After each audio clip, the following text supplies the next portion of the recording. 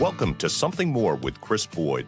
Chris Boyd is a certified financial planner practitioner and senior vice president financial advisor at Wealth Enhancement Group, one of the nation's largest registered investment advisors. We call it Something More because we'd like to talk not only about those important dollar and cents issues, but also the quality of life issues that make the money matters matter.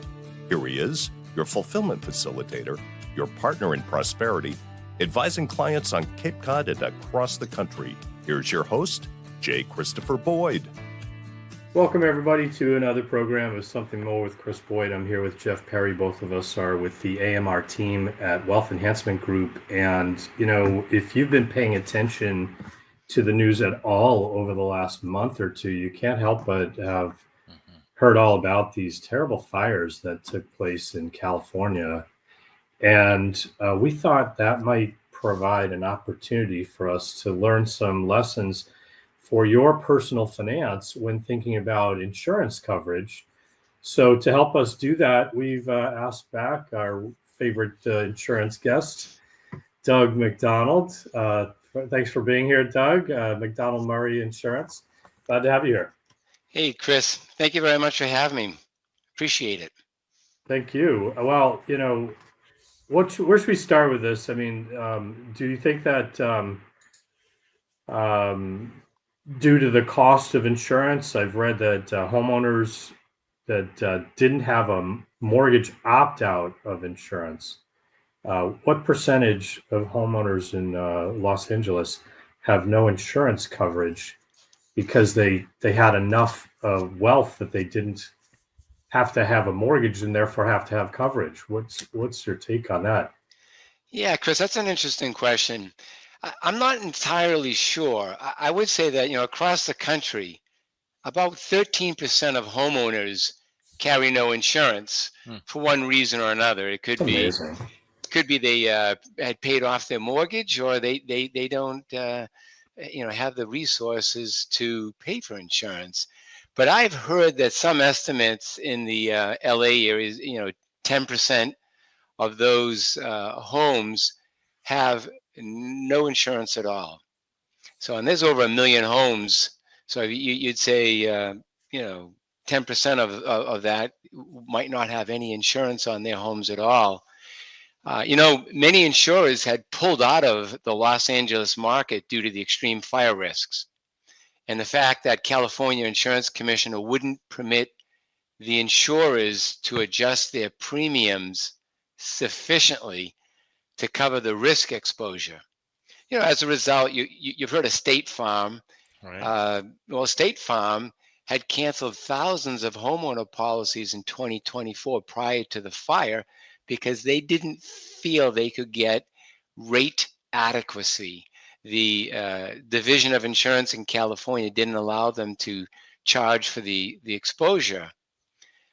So one issue is you have homes with no insurance. The other issue is that they expect about 2/3 of the homes that were destroyed are vastly underinsured, and they will not be able to rebuild their homes in its entirety with the existing purchased insurance coverage. Building costs have skyrocketed since the pandemic, and policyholders have not increased their coverage to reflect current building trends, and it's a wake-up call.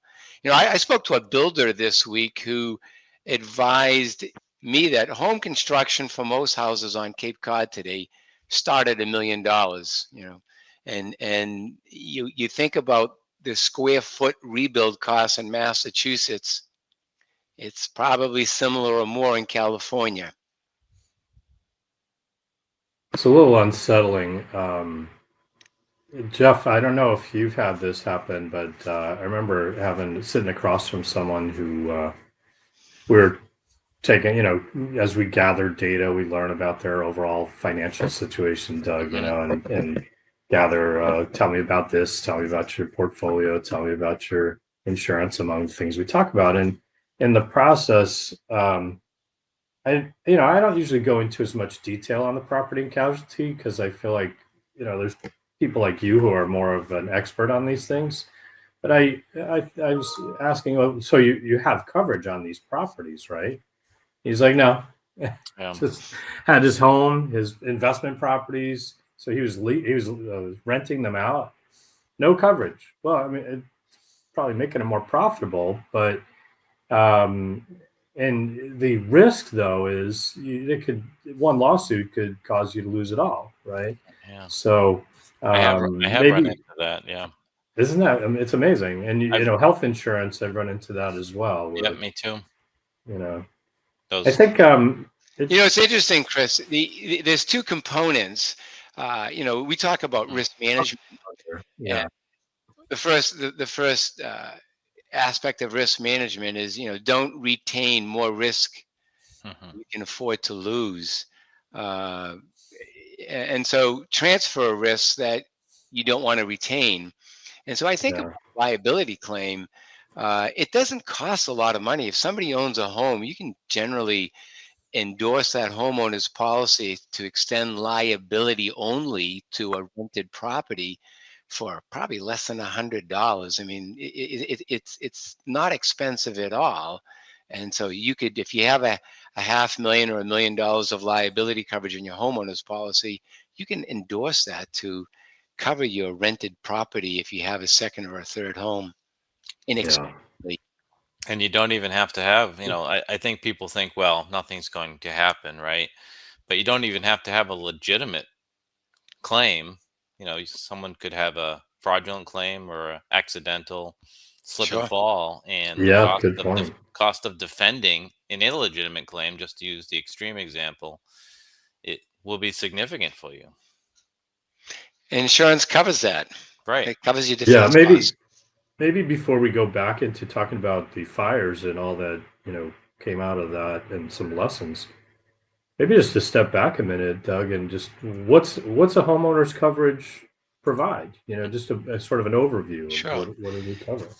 Well, your typical home is going to cover you for, uh, we use the term perils. Perils are things that cause a loss, like lightning, fire, wind, hail. And so if you think of the average type of claim that somebody might have, a windstorm, a fire, vandalism, things of that nature, there to the structure and to the contents.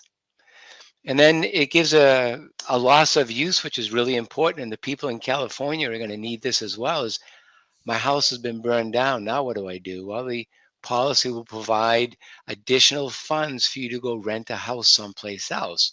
So the issue they're running into in Los Angeles is that Right. there are no homes to rent, and the homes that are available, they're getting a lot of money. I've heard $30,000-$40,000 a month on some of these places, but it will pay some money for additional living expense while your home is being rebuilt.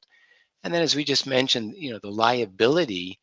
If you have a trip and fall at your home, or your dog bites the neighbor, we used to have paper roots when we were kids, but you don't seem to have them anymore. But they bite the mail delivery person, and they end up suing. The liability policy covers that, or somebody gets injured on your trampoline in the backyard or in the swimming pool.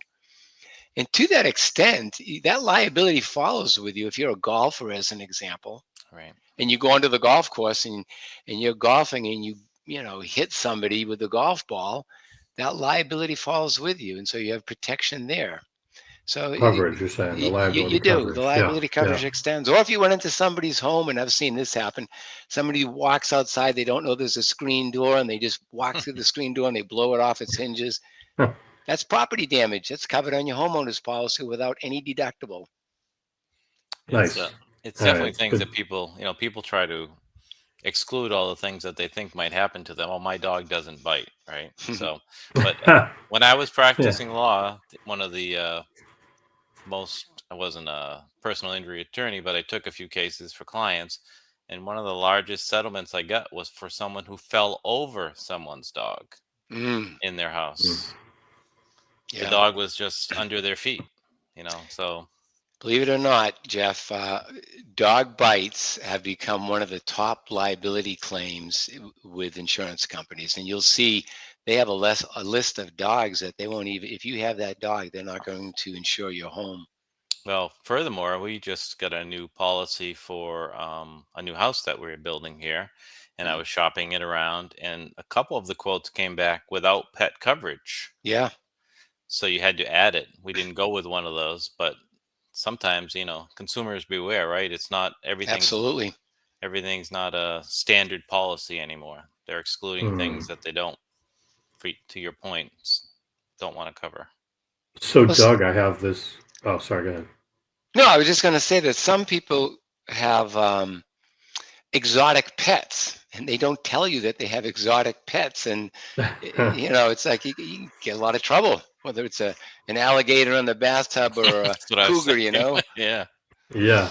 Yikes. Um, so I was going to say, I have a friend who had a single. His home had a fire. The house was totaled. They had to rebuild, and it took them like 2 years to get from the time of the fire to actually getting back into the home, and a lot of that was because of the uh, argument with the insurance company and what they were willing to pay and not willing to pay. Obviously, it takes time to reconstruct and all that. But now imagine you have a whole community burned down, like in LA. I can't imagine how long it's going to take. And you were talking about like having a place to rent as part of your coverage, perhaps, or it's just the things that come to mind are just like mind-boggling about the challenges these people will face, and when a whole community is impacted, the resources for supplies and the construction is going to be all these Tradesmen, construction right? costs or Yeah. all the industry, that how do you get somebody right to do your house instead of everybody else's. Well, let's talk about the construction materials issue. Is this something that's going to affect not only the people in LA for their costs? Will it also affect the rest of the country? Because is this such a magnitude that it'll cause costs to increase? Chris, it's simply supply and demand. Hmm. If you have to build thousands of homes, both labor and materials will increase. And then you Yeah. combine this limited building supply with potential tariffs that they've been talking about. You have an exasperated construction scenario. Rebuilding the LA homes will impact building material costs throughout the country, no doubt. Uh, Mm. Part of the problem right now is large developers have successfully obtained permits to build thousands of homes in high fire risk zones in the past 10 years on the West Coast. And uh, you also have the issue of increased costs of construction uh, that falls into what we refer to as building codes. Hmm. The Yeah. cost to rebuild a house that was built in the 1960s is much greater today because the building codes are that much more strict, and that applies in California as well. Yeah. So even if you had a partial loss, Doug, when you're rebuilding a structure at a certain point, the entire dwelling has to come up to building codes. Is that what you're saying? Absolutely, yeah. Hmm. Mm. California is I such a high regulatory scheme, if you will. I was seeing some stories about even before the fires, the permitting time to just without a catastrophe is a lot longer than people might anticipate. And now that system, the permitting system, the regulatory system, to your point, Chris, is also going to be overwhelmed. How do you get a permit out when there's 10,000 Yeah. permits on the desk, Yeah. right? That's a great point. I mean, geez, it's going to take a long time. So I was talking with someone, Doug, who they work with an insurance company, and they sent them an app or something to assess their home's value, and came back with a value of X, and they thought it should be X plus.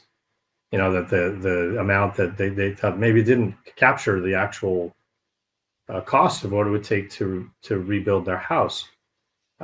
Is that are people often underinsured in this respect? And what do they do when they have that kind of a concern? Well, you and I were just talking about a house my daughter built last year, and it was a lot more expensive than we anticipated. The cost of construction has certainly gone up, and the value range that many insurance companies use today, they'll just take a look and ask, what is the square footage? The minimum I'm seeing that they'll accept is $375 to $400 a square foot. So think about a 2,500 square foot home, which really isn't a big home today, but that's $1 million just to start for a basic structure, and the value per square foot increases from there. In fact, we encourage homeowners to contact a professional appraiser or qualified contractor to advise them of the cost to rebuild their home. More importantly, we encourage homeowners to have their insurer endorse their policy to include a guaranteed replacement cost endorsement. The average homeowner, they don't know what it will cost to rebuild their home. As an insurance agent, I'm not a licensed appraiser. I don't know what it's going to cost to rebuild your home.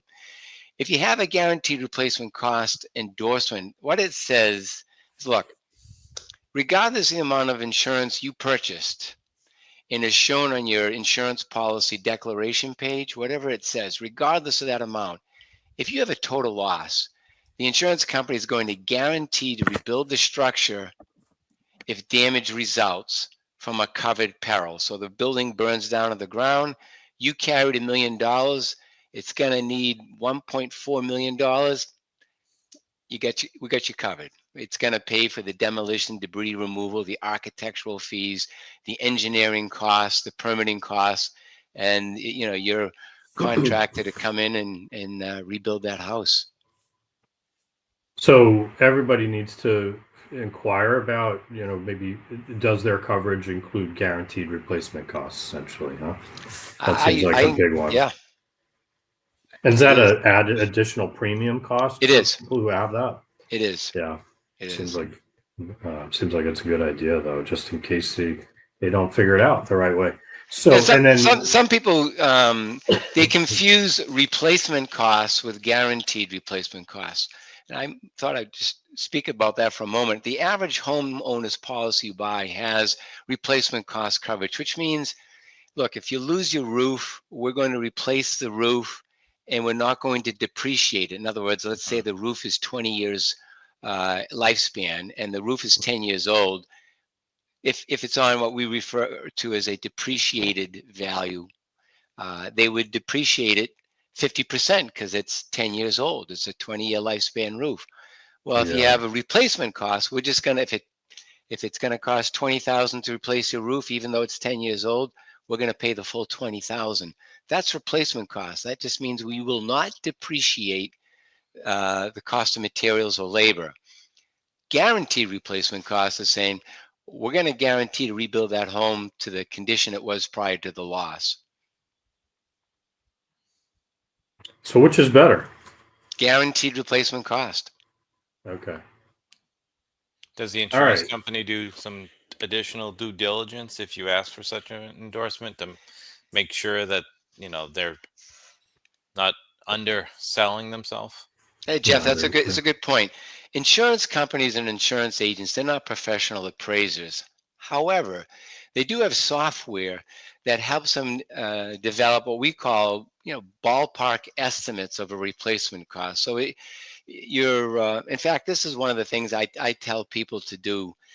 Always pull a building permit when you do any type of improvement to your home, because that's now public information, and insurance companies have access to the property record card that's on file in the assessor's office.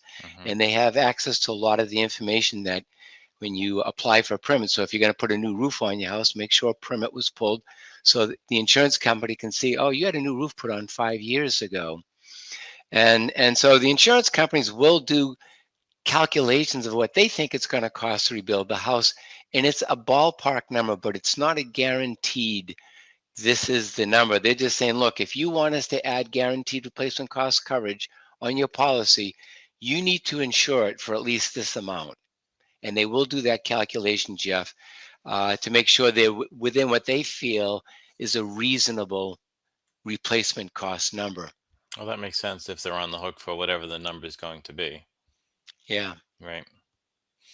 Doug, do you think that these fires in California and some of the other notable, I'm in Florida, so some of the notable storms, does that stay a statewide issue with the insurance rates, or does it really affect everyone's insurance no matter where they are or what their perils may be? Yeah, interesting. Yes, insurance is a worldwide phenomenon. Your local insurance companies, such as, take Barnstable Mutual here on Cape Cod, or you've heard of Arbella Mutual or Safety Insurance or Plymouth Rock, where they're up in the Boston area, but they're Massachusetts insurers. And then you have national companies such as Travelers or Hartford, or you hear the Geico automobile commercials of Progressive. Sure. They all buy reinsurance. And reinsurance is insurance for insurance companies. Many of these insurance companies are located in other countries, such as London. You think of Lloyd's of London, Right. or they may be in Germany. There's a company called Munich Re, means Munich Reinsurance, or Swiss Re in Switzerland, or Tokyo Re in Japan. Events in California will adversely impact reinsurance rates worldwide. So it doesn't happen in a silo. What happens, as they say in Vegas, doesn't stay in Vegas when it happens to deal with insurance. The hurricanes in Florida and the fires out in California, that will filter into reinsurance rates. Got it.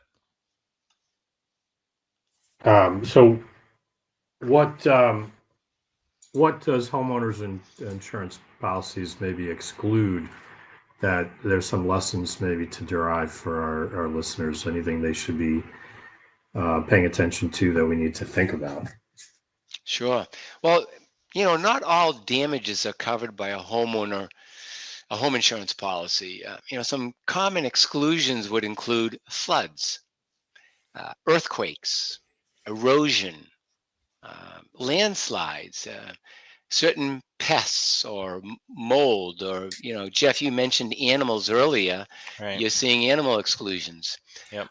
Homeowners, they can purchase endorsements or additional policies to cover some of those excluded risks, such as, high valued items. If you have a jewelry collection, or if you have an earthquake, you can get an endorsement that covers you for earthquake coverage. We just had an earthquake off the coast of Maine a few weeks ago. I think it was 4.1 on the Richter scale. And people don't think about earthquake here on the Cape, but technically we're in an earthquake prone zone, although we haven't had an earthquake in, over 100 and something years. It's not covered on your homeowner policy. You can get an endorsement. I personally buy earthquake coverage. It aligns with my philosophy is don't retain risks that you can't afford to lose. And if my house is shaken off its foundation, I don't want to have to pay for that out of pocket. So, so there's earthquake, there's flood insurance, and flood just doesn't pertain to rising tidal water. Floods can be heavy duty downpour where your house is located. You can have flooding occur. So all home insurance policies have some exclusions, and knowing what your policy doesn't cover is just as important as knowing what is covered. Do you want to talk at all more about these types of coverage? Or, I mean, is it very expensive? Is it difficult to get when it comes to earthquake or flood? Now, earthquake is easy to get. You can call your insurance agent, say, I'd like to add earthquake coverage to my policy. What will that cost? Their insurance company will very easily add it, and it's not a big issue. It's not an expensive charge because they don't think it's a likely event. So that's easy to add. Flood insurance, most homeowner policies will not allow you to get flood insurance endorsed onto their policy. You'll have to buy it separately. So We have something called the National Flood Insurance Plan that the federal government developed under FEMA years ago. But you also have a lot of private insurance companies that have come into into the market, and they've reduced prices for those who are not in high risk areas. High risk areas would be, if you think of obviously houses that are sitting right on the coast, in a velocity zone with the wind and the tidal water rising, you can get a lot of wave action. They're going to pay a lot more money for it than somebody who's inland a half mile. But if you think down what happened in Florida, was that a year or two ago, when that hurricane came in and it flooded past Route 75, Route 75 as a crow flies. I don't know how many miles that is to the coast there, but they had so much rain that it got inundated and there was no place for the water to go. And a lot of those homes didn't have flood coverage, and they weren't near a river or they weren't near the ocean. But you get 18 inches of rain falling in 24 hours, you're going to have major flooding. So you can get that coverage. It's a separate policy, and it's not that expensive. If you're in a low risk, we'd say flood zone C or flood zone X. Those are low risk flood areas. Doug, are you seeing any increase in requirement for flood insurance, say from banks or mortgage companies? Yeah, that's a good question. I think a lot of the federal government has forced, if you part of Fannie Mae or Freddie Mac, they're requiring you to carry the flood insurance. So absolutely, you're seeing that. And in fact, not only from the mortgage companies, I've seen some insurance companies say, we will not provide insurance on your home unless you have flood insurance because of your proximity to the coast. Interesting. So just before leaving the topic, like what are the things that an earthquake coverage actually covers? How does that differ from, say, a homeowner's coverage? Well, so let's say you have an earthquake and it shakes the house apart and your windows break or it gets moved off the foundation. It's going to cover that type of a damage from the shaking of the house, where a homeowner's policy won't cover that. You see photographs of that. Here on the Cape, most of our houses are constructed of wood, but my office building is all concrete and brick and steel.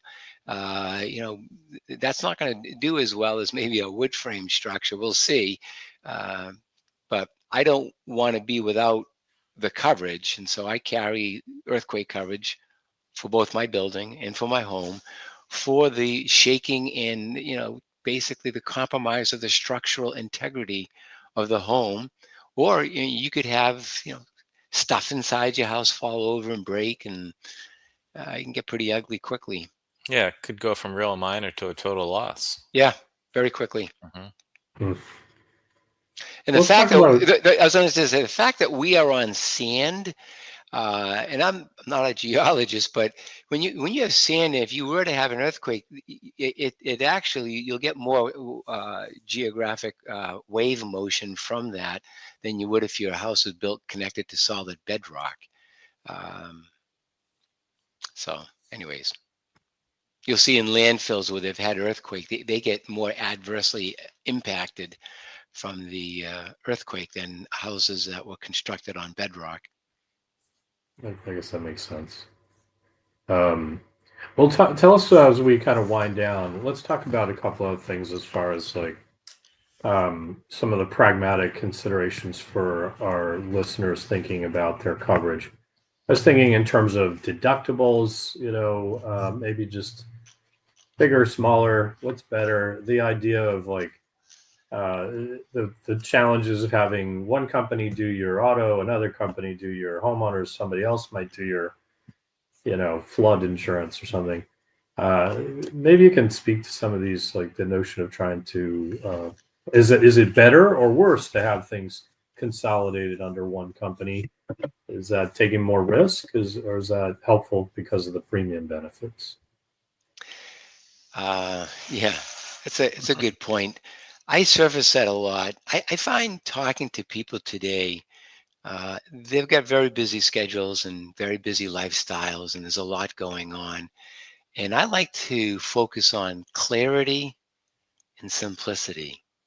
Mhm. One thing you can do is take all of your insurance policies, your personal insurance policies, have a common effective date. Or if you're a business owner, Mhm. have a common effective date. If you're a business owner, you want your workers' compensation, your general liability, your commercial property, your commercial auto, all those policies, have them come due at one date. If you need to spread the premiums out throughout the year, most insurance companies will provide, monthly payments to spread the premium out, but deal with it once a year.